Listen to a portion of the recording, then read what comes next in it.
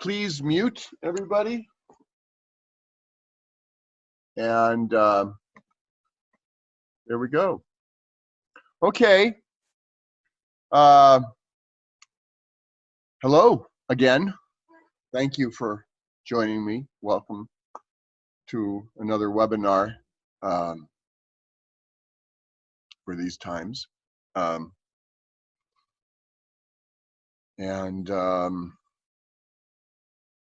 This week I wanted to look at Monet through the lens and words of Andrew Forge. If you're not familiar with Andrew Forge, he was a painter and a writer and a teacher. Fabulous painter, fabulous writer, and fabulous teacher. And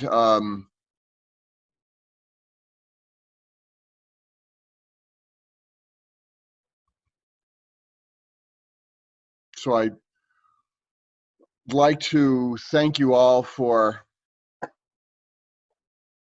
being here and joining me, and thank you also those of you that made any donations. I appreciate that.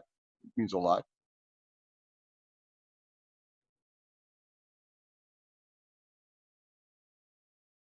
So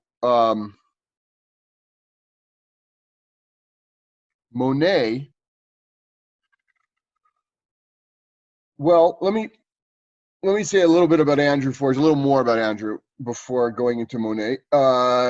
Andrew Forge was born in 1923, and he passed away in 2002. He was British. He studied under William Coldstream. He taught in various places. Eventually, he moved to the United States. He taught at Cooper Union, New York Studio School, and Yale University School of Art. And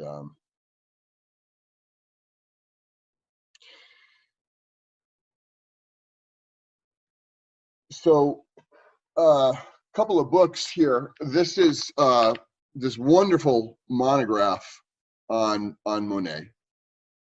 And the research was done by Robert Gordon. The text is by Andrew Forge. Here's another book that came out recently, Observation Notation, selected essays, selected writings of Andrew Forge. Worth picking up, for sure.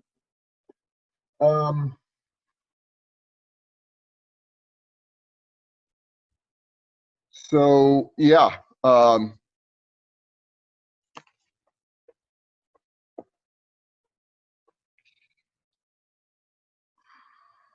he was a teacher of mine, and Andrew Forge, and this book on Monet meant a lot to me. I was reading it in grad school while he, and then he would come in and look at the work and give a critique. It was a lot reading the book, and then he'd come in. So, I think we tend to think of Monet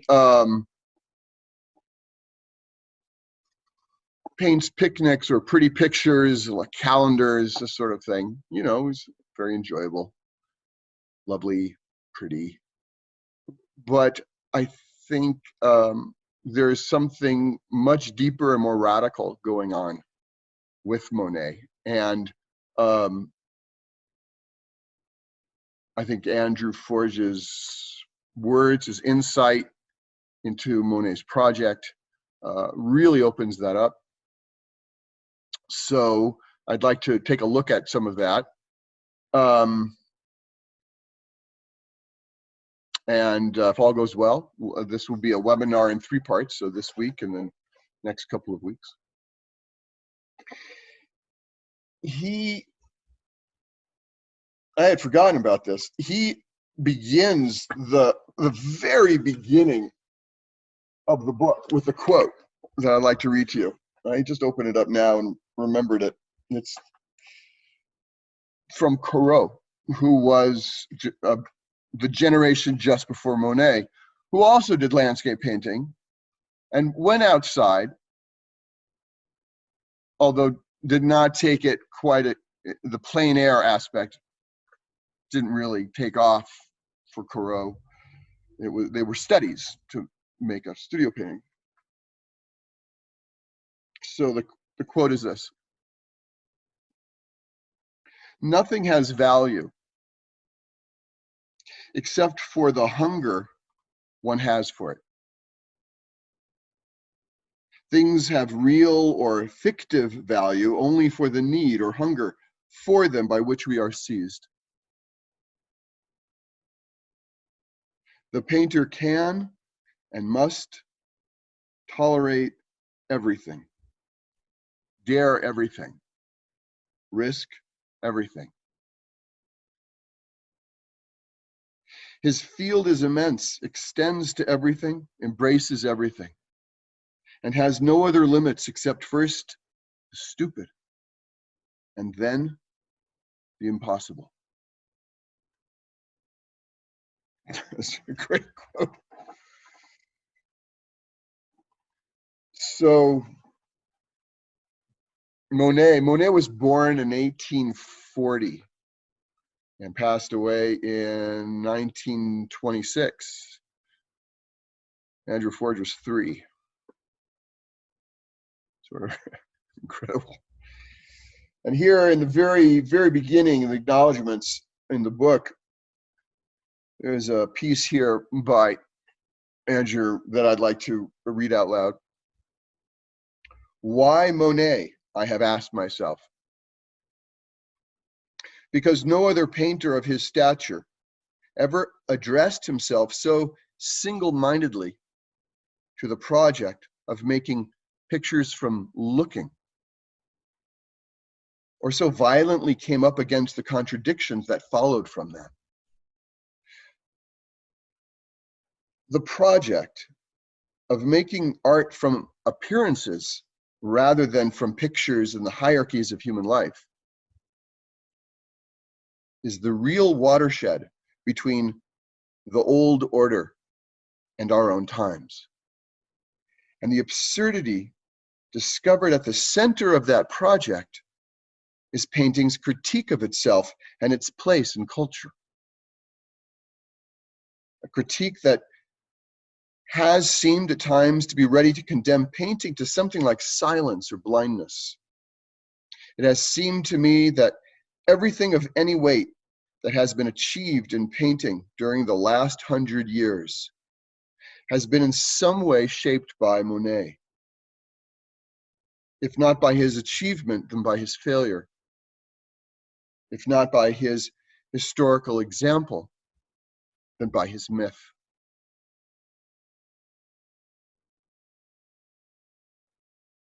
So Andrew is Forge is seeing this something about the role of Monet that is pivotal. It is a turning. It's a watershed. There is a before and there is an after.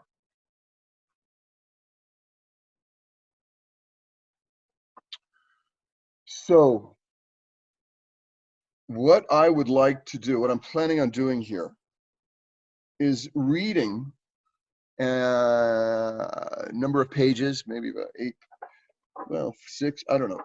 But they're dense, some pages, and looking at pictures, speaking out how I understand what he's saying. And maybe before we go into the writing and the pictures of Monet, just to give you a sense of what Andrew Forge did, what his paintings look like, because there is a relationship to Monet and to what followed after Monet. So I'm going to do a screen share here. La, la, la, la. And go here and share and make big. So I do not know the title. I don't know the size. They're often fairly large, could be 5 feet, 6 feet tall. And get a sense of how they're put together. I won't go into them in depth right now. Just want to give you a sense.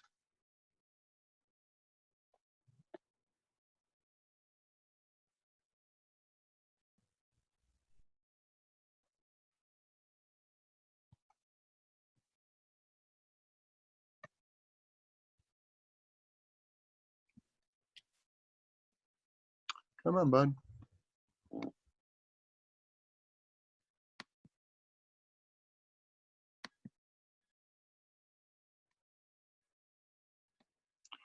One more here. So you can see the material, the dotting of the paint here. Okay. So now I will go back to, nope, that's not what I wanted to do. Oh, that's Monet. I'm going to stop sharing for a moment. Okay, hi. Okay, so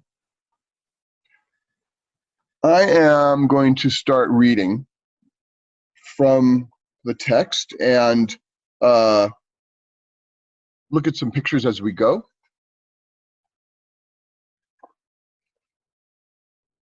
And periodically take questions so we can follow along. So let's see, I'll go back to an image here. Great. And there we go. So we're starting here in the sort of in the middle of the book here. And he wants to describe, Andrew Forge is wanting to describe how the paintings are being put together. And he says, the internal features of the style developed jointly by Pissarro, Renoir, and Monet during the 2 or 3 years before the war, that's the Franco-Prussian War of 1870, are easy to describe. Mostly they derive from the techniques of sketching in plein air. They are shaped by the mode of observation that landscape engenders, considering things at a distance, in parallel vision, without tactile projection, in unbroken spatial relations. The palette is cool rather than warm, reflecting the artist's interest in reconstructing the quality of outdoor light rather than studio light. Observation focuses on the circumstances of the moment, on the effect, l'effet, which comes to include not only the time of day and the particular quality of light, but the quality of the medium through which surfaces are seen. L'envelope, the envelope. To put it another way, aerial perspective is removed from the realm of studio convention and studied as an actual phenomenon, as an event in color relationships. This is the marvel that produces the impressionist palette, the insight that the whole visible world could be reconstructed on the level of color.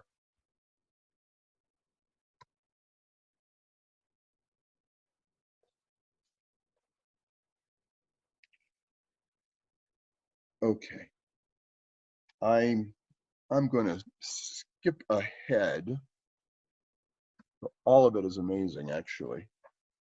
Sketching technique is above all rapid. The aim is to record information and summarize a general effect. The aim is to record information and summarize a general effect. The reproaches leveled at Monet for not being able to impart finish were based on a reading of his marks as sketched approximations. It was some time before it could be seen that his touch, with all its roughness, was as integral to his style and as precise in its intention as its high-key palette.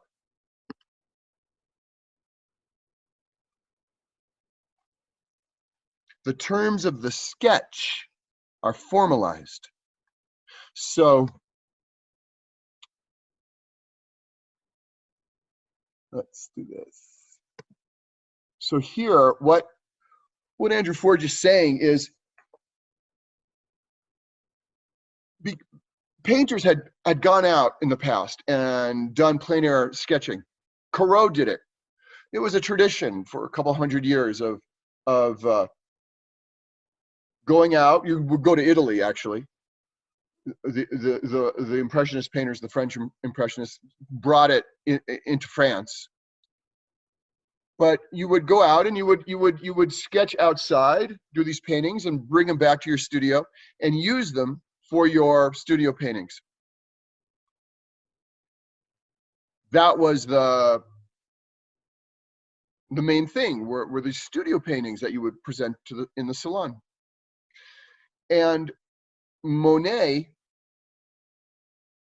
took the whole sense of a sketch outdoors and made it central, made that the main thing, and worked to, well, as Andrew writes here, the terms of the sketch are formalized. What do I do with that to make it more fully realized?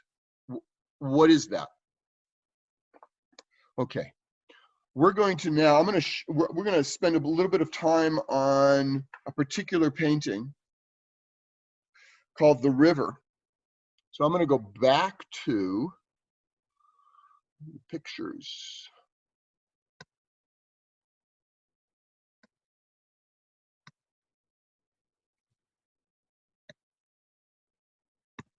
This one. And it's about, maybe through 2.5 to 3 feet by 3.5 feet, something like that.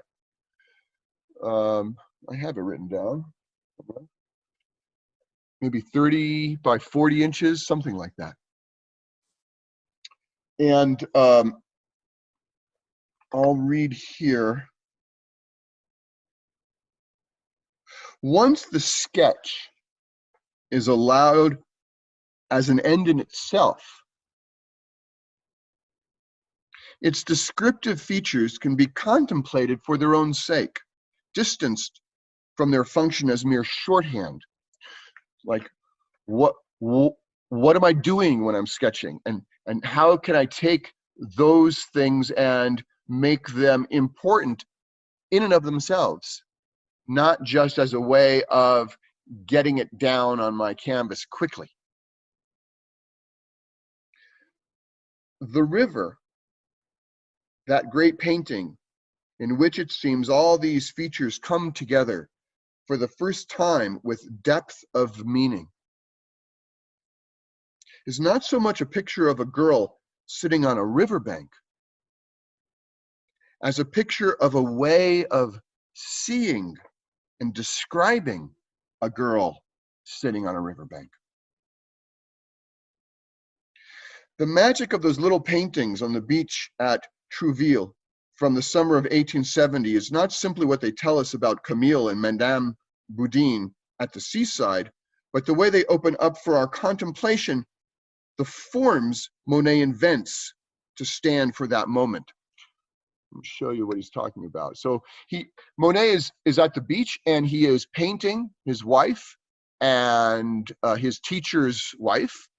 as they're sitting there. And Monet is trying to come to terms with, how do I do this quickly? What is this going to mean as a painting?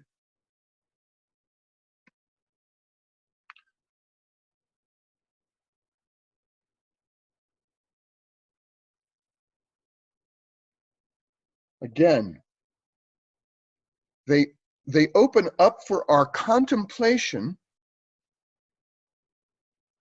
the forms Monet invents to stand for this moment. His painting decisions on the palette, on the canvas, the way he is judging his marks, setting them against his observation of the scene, right? We make a mark and then we go back to the scene, and how does that mark measure up against my experience of the scene right in front of me? Reading them, making them out. Is this working for me? This hand. Is this working a sense of a sheer veil over her face? Is this going to work for the umbrella? The condensations and elisions he allows, the brevity of detail, the clarity of color, patch on patch. In short, the working of his sense of how the life and light of his observation are to be epitomized in paint. These, it seems, provide the material of his impressionist paintings, to which we respond on the level of content. That is, the meaning of an impressionist painting. Come here. The meaning of an impressionist painting goes beyond, oh, that's a lovely scene. I love looking at that. That's fine. But there is a meaning to be found in the means of translation, in those condensations, in the marking, how one's visual experience gets, as Forge writes, epitomized in the paint. That shift has meaning. To call these, and here he's referring back to a discussion of the critics in relation to Monet's painting, whether it was realist painting, whether it was decorative painting. And so he writes, to call these paintings decorative is merely a way of describing this bracketing frame of mind in which he frees himself from the insistencies of the subject. He's dense, but he's beautiful. So what does it mean, the insistencies of the subject? So I'm looking and there's so much detail and there's so much going on, and I need to figure out how to bracket the situation I'm looking at and put it in terms of a sketch. How do I do that? To call them realist is a way of describing the context of the task he had set himself. I want to paint my real experience. I want to paint this situation that is before me. I don't want to rely on prior knowledge. I want to be right here. This is real. I'm a realist painter. It's the moment here now. So these are terms involved in the way Monet is dealing with the situation as he's painting, and he's trying to figure out, how does this work? No one really did it before. At the center, between the question of whether it's decorative or whether it's realist, at the center, for the time being, is notation. Notation. How is Monet noting? How is he making a mark to stand for something that he's seeing in his visual experience? Let's go back to the screen share. You'll see what I mean. Oh, that's not a screen share. Oh, it is a screen share. Yes? You're seeing it. Okay, good. So, how is the notation? How are these notes working to function in relation to his actual observation? Whether he's bracketing it and it becomes a sense of something decorative, or he's dealing with the actual experience, and in that sense a realist. So he's noting in his marking. Okay. It is hardly surprising that this aspect of Monet's work is little discussed by his contemporary critics. We have the advantage of looking at Monet across Seurat. So we can see here, this is a detail, the way Seurat is noting. He's using notation. How does he put together an image?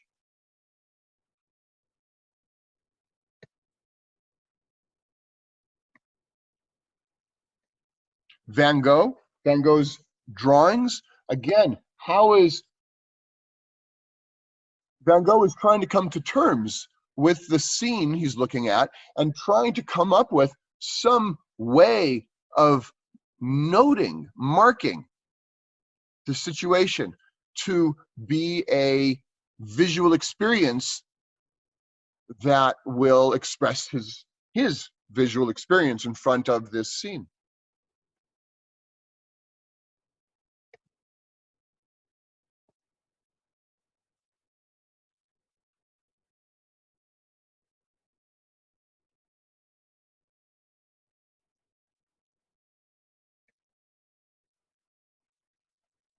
Analytic cubism of Braque and Picasso.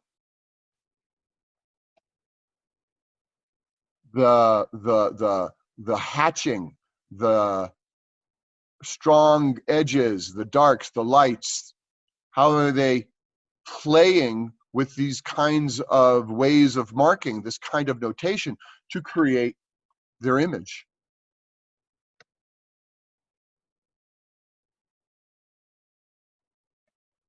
And lastly, he mentions Mondrian's pier and ocean. And here we have these lines and the way they are crossing and touching and not touching, and we have the white, and all of this is coming to stand in for the experience Mondrian has of the sun hitting water as here's a pier and the sparkling of sunlight on waves on the water.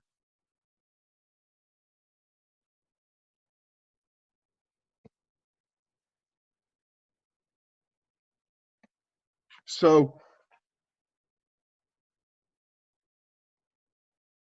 we have the advantage of looking at Monet across Seurat, Van Gogh's drawings, the analytical cubism of Braque and Picasso, Mondrian's pier and ocean, none of which would have been conceivable if Impressionism had not opened up modes of description as subject matter.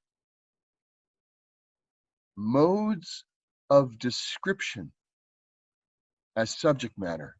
How do I describe the situation in front of me? That becomes meaningful. It's no longer a given. How do I go about translating my visual experience into paint? That becomes meaningful. There were no ready answers to Monet's questions to himself about how he saw. Each painting has the potential of being a unique problem. Of course, this could not literally be so, but the thought is present as a promise and a threat. A promise that I may be able, what may I be able to achieve here in this next painting? And of course, the threat of failure. I may not be able to figure out how to get this thing to work. Here, the formative effect of the motif is paramount. That is, what I choose to paint, the motif, is going to be crucial in terms of how do I go about translating it into paint and mark notation, right? I need to pick a motif that is going to fit my problem that I'm working on. Let us return to Camille on the riverbank at Bencourt. She sits at the foot of a tree looking out toward the far bank. The grass she is on is sprinkled with summer flowers. The tree over her head filters the light that falls on her. The gaps in its foliage reveal patches of blue sky and the sunlit houses on the far side.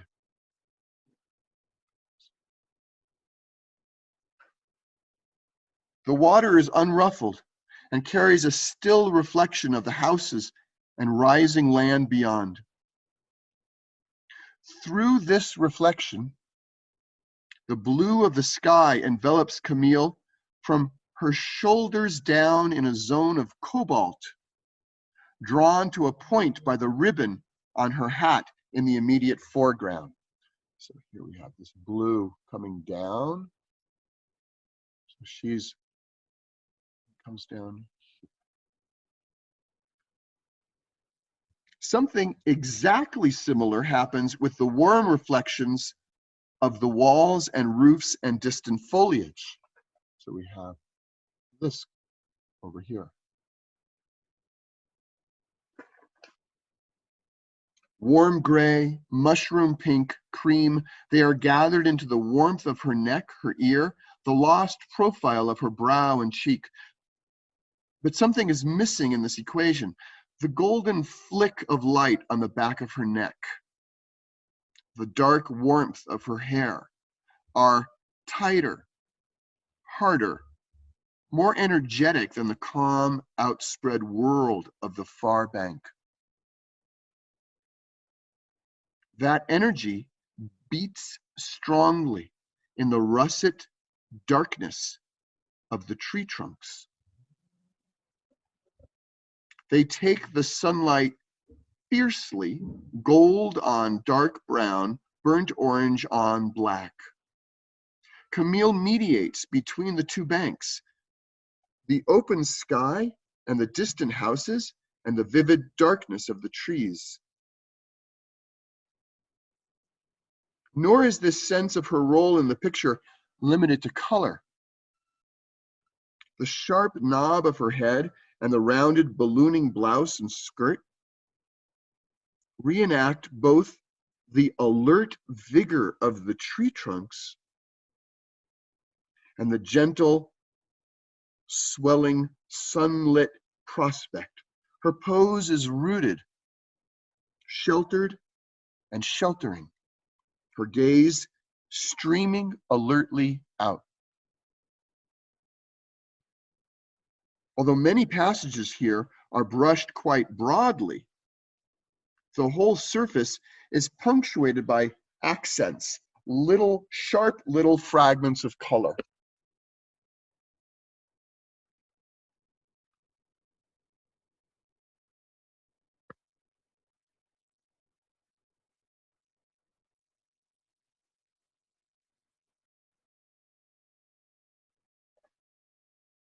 The source of these, we tell ourselves, is in the foliage of the near tree. The leaves are seen mostly in silhouette against the sky and the river light. Blackish green, they become individual brush strokes, densely clustered in places, spreading in sprays as Monet follows the tree out to its extremities.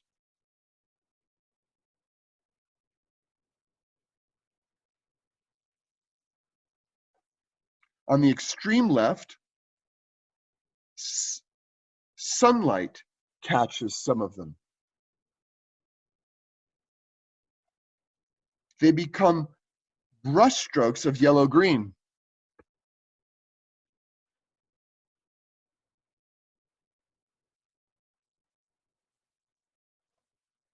Just as the fragments of sky become brushstrokes, shots of blue.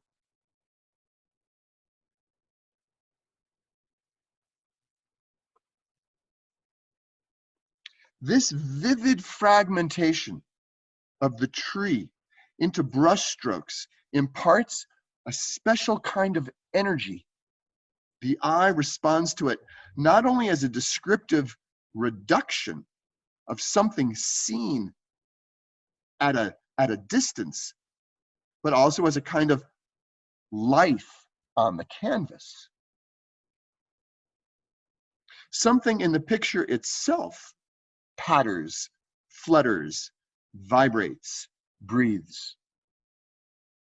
It is not simply a tree described, but a tree possessed in a language that, although impelled and shaped by the urge to describe, ends up generating its own life. So he's describing, what Andrew Forge is describing here is Monet is, let's see, where are we? Nope.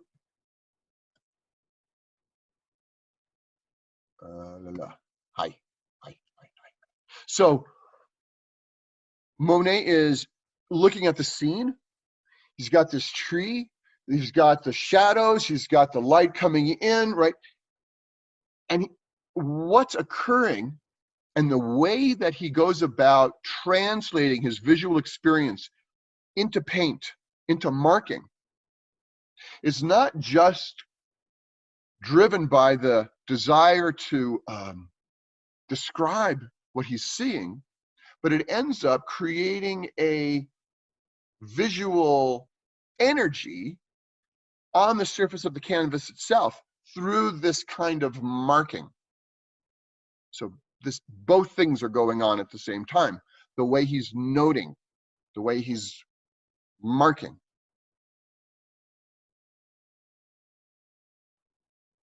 A little bit more, and then I'll open it up to some thoughts or questions out there. Let's go back and take a look.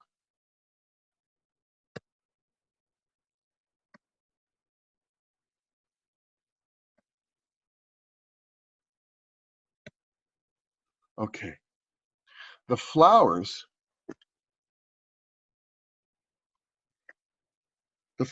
in the grass become dots of pure color, light on dark.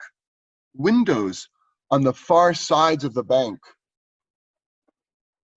become oblong dots, dark on light. Somewhere on the far bank are tiny figures, sky blue, window gray, grass accents, boat accents, shadow accents, dance. This is no mere arbitrariness. These rattles and taps of accents are verified by the foliage of the tree, as one might say, the miraculous blue banding of the lower half of the canvas is verified by the river and its reflective surface. Any way of working implies a philosophy, a position. Technique is the first embodiment of content. How we work, that is the first place of meaning. The more evolved the technique, the more clearly this may be seen. Meaning a cruise with manipulation. The painter sees this and responds. His recognition is added to the earlier content and informs further manipulation.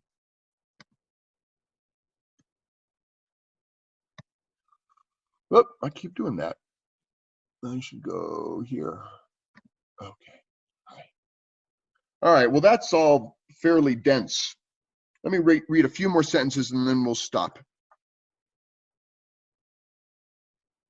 A dialogue develops between the maker and the made that is unique to the conditions of making. I make something and I respond to it. There's a dialogue between what's happening on the canvas and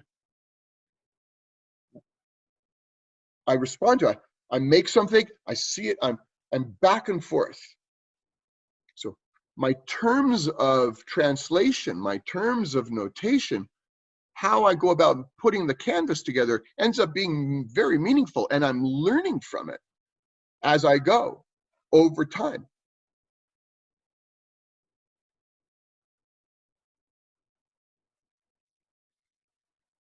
He goes on. I should pause. It's a lot. Okay. Any thoughts, questions, responses? Just working. It's just too much. It could be just too dense. Never done this. Anyone out there? No, nothing. Hi, Jordan. Okay. It's Tina. I guess I'll keep going.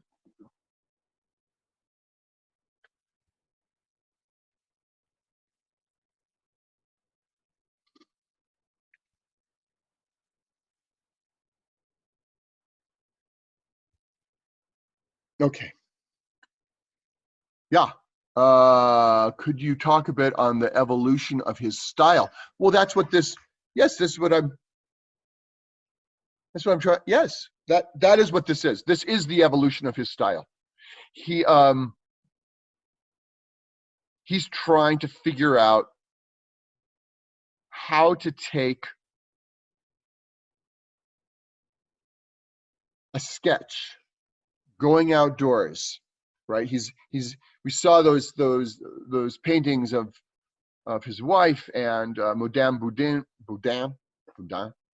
on the beach, and he's painting, right? How to take a sketch and turn it into something more.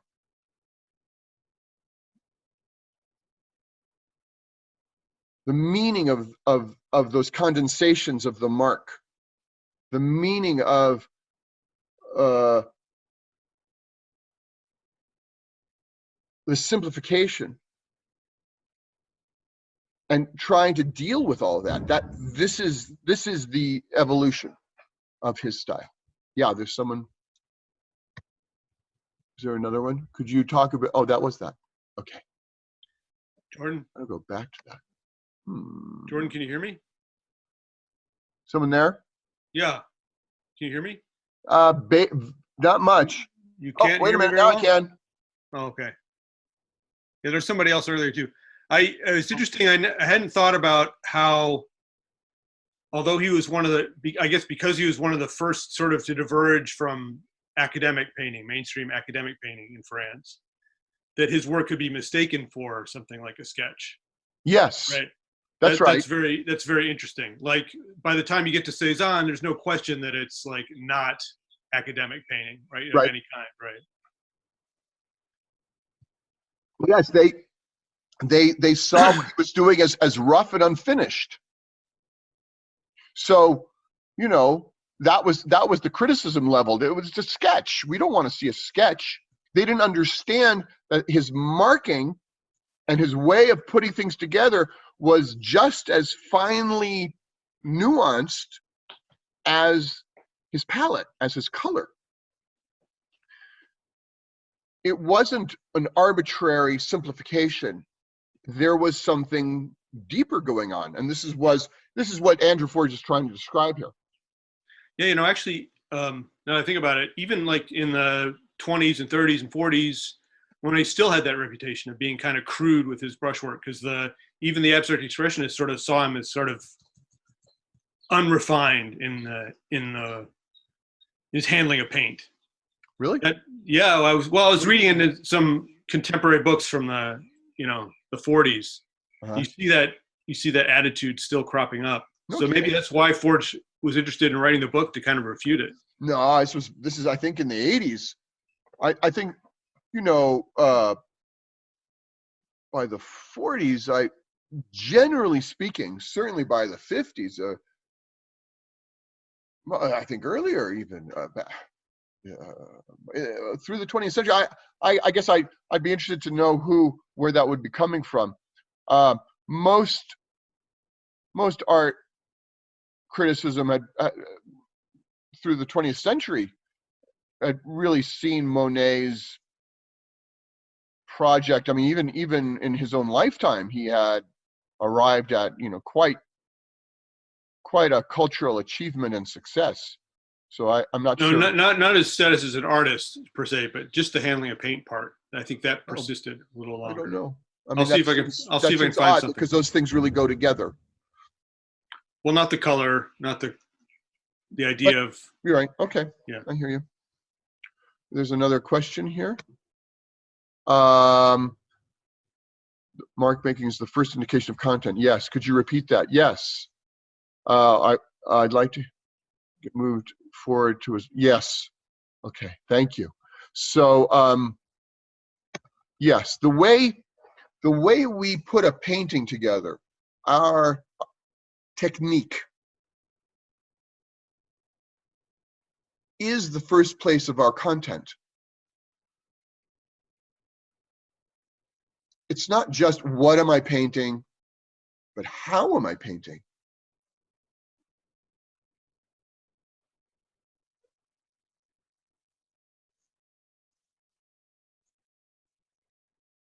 Is it representational or abstract is one thing, but how do I plan the painting beforehand, or do I find the composition as I go?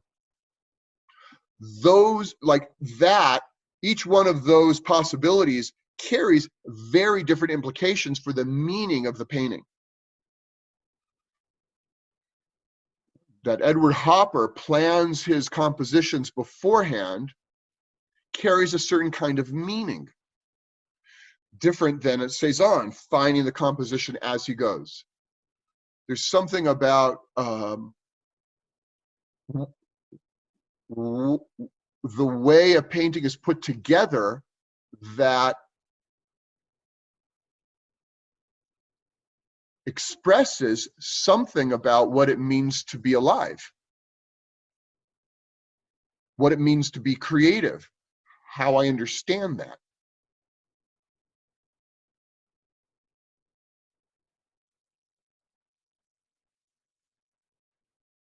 In terms of how Monet gets to those large water lilies, yeah, I'd like to get there. As quite honestly, I have a tendency to imagine I can get through more material than I can in the space allotted, not just in this webinar situation, but in my courses in the studio. And as I started to read, it was clear. It's like, oh, I'm not going to get through as much as I had hoped. So I would like to.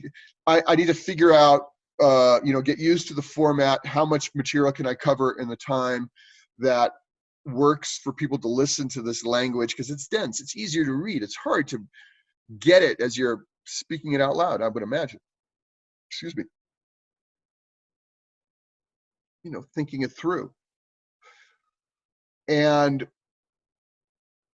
there's quite a bit of development and movement from where we are now, how Monet gets to those later extraordinary paintings. And I would like to do that. I'm not sure I can do that in 3, but maybe we'll see.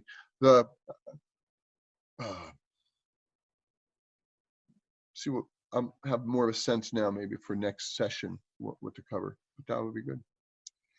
How are we doing? Are there other thoughts, questions? Anyone out there? Jordan? Yeah. This is Jill Phillips. I Hey, know Jill. I'm looking red out there, but that's because I'm on studio school time and I'm doing other work at the same time, so I don't be distracted. Anyway, one of the things that that has always struck me about Monet and things that I've read that he has said is that he, a goal has been to paint as if he is a blind person or was a blind person who has just regained his sight. And, the idea of just sort of pure perception. But I also always think of, that the other senses that a blind person has developed and how important they become in other forms of perception. And, how that would tie in, just a sense of touch or, just rhythmic touches or sounds or whatever. And, that seems to be so palpable in Monet's work and in Andrew Forge's work and even in Milton Resnick's work, who, you're talking about last week. And, it's sort of interesting how all your talks are starting to tie in for me. I don't know, I suppose it's more a comment than anything else, not a question, but just that that sense of overall perception.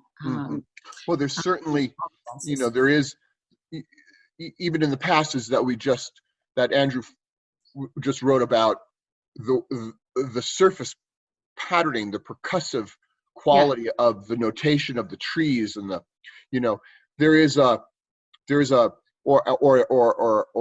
the tactile projection. There's definitely an aspect of Andrew Forge's understanding of Monet that has this tactile quality. It's certainly coming through in Andrew's work itself, the way he's putting on those dots. It's certainly coming through in the way Milton Resnick is handling the paint. So this relationship, and what we were just talking about in terms of how do I make a painting? Paint is physical. A mark is physical. What's the relationship of this tactile reality or imagined tactile experience? This whole realm of the tactile, the relationship of that to the visual, certainly comes together in the meaning of a painting. In terms of Monet, his myth about painting as if he just was blind and then opened, could suddenly see. I don't know to what extent that could even be a reality for him, but it was a great story. For anyone, yeah, right, yeah, can be overwhelming, but it's a great story to try to give a kind of a context or a myth of his project, of what's he trying to do there. There's a great passage in this. Maybe next week I'll take a look at it. And Andrew Forge mentions that as part of the story. Thank you. Yeah, thank you. These are wonderful. Oh, thank you. It's hard to tell. Reading stuff like this, I don't know if because it can be dense and it can be difficult, through a webinar or even in any context, really. So it's I hope it's working out there for folks. Let me know if maybe less, more. I don't know. It's a work in progress how to share all of this. Oh, Jordan, I just had this is Karen Brunig. Hi, Karen. Hi. This made me think of a teacher I had who, at the end of the semester, as I was leaving, and I looked puzzled about, like, oh, well, now what? And he said, oh, this is really simple. Painting, it's really simple. You put a mark down, and everything else is making decisions. You put one mark down, and then you respond to that mark. And then you respond to that mark. And so he said, don't make it so complicated. It's really very simple. And this somehow makes me think of what he said. And And that's how, and this is somebody you know, and that's how he works. Yeah. And And yes, that is the truth of it. And at the same time, that simple reality gets very complex. well, I mean, it just does. And, you know, Monet is just putting down that mark. Mhm. Andrew Forge is just putting down that dot, you know, and yet as all those marks accumulate, Right, and not only on one painting, right, but painting after painting, yeah, and how I respond to that and what it means to me and then what it means to others. And Mhm. it, you know, it's quite thrilling. And at the same time, it can be overwhelming. And so, yeah, it really helps to just bring it down. And it's a mark. And now Right. what? Another mark. right. You know, that reminds me of, I think, you know, somewhere Matisse said, you know, when he gets overwhelmed, he'll just, I have my colors, I have my brushes, you know, and he Oh, just simplifies it down. right. Right. Yeah. Yeah. Yeah. When I get overwhelmed, I just say, I'm going to the studio and mix a color. Yeah. You just mix it and see what happens. Great. We have some chats and then maybe a few closing remarks. Thank you. Thanks, Rita. It's dense, but I appreciate your translations. Thank you. Thanks, Pauline. Not too dense. Thank you. Wonderful. Yeah. Okay. I need to, I'm not sure I understand this last comment, but I'll come back to it. Okay. So, yeah, well, a few, you know, comments here in terms of Monet for our time now. There is something very real about Monet moving into the moment. He's not trying to paint according to art history, what paintings were supposed to look like. He was trying to find a way to deal with the immediacy of his in the moment now experience. And in doing that, he was able to paint an image that holds the moment.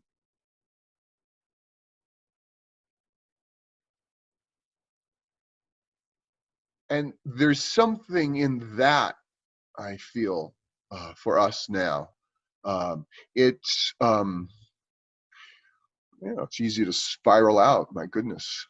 Just start reading the news.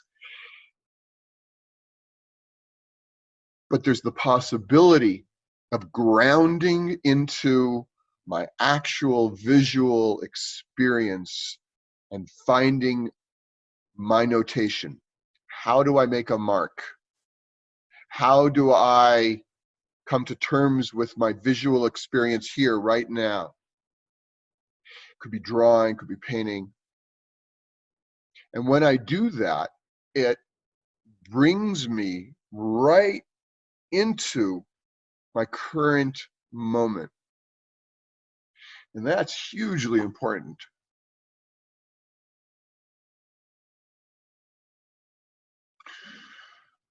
So we will continue next week. There were things that I thought maybe we would get to today that I'll bring into next week's webinar. Thank you again, those of you that have donated. It's very helpful. If you didn't get a chance, but you would like to, when the page is up next week, feel free. So you'll be able to register and donate then. I have online courses and upcoming intensives coming in May, if you are interested, jordanwolfson.com. What else? Stay well, stay calm, stay healthy, keep painting and drawing. Okay, we'll be in touch. Drop me a line, say hi, and I'll be. This is recorded, so I'll upload this and send a link out so you'll be able to find it. Okay, take care, everyone. Let's see, are we in everyone? Thank Yeah, we've got everyone good. Bye-bye.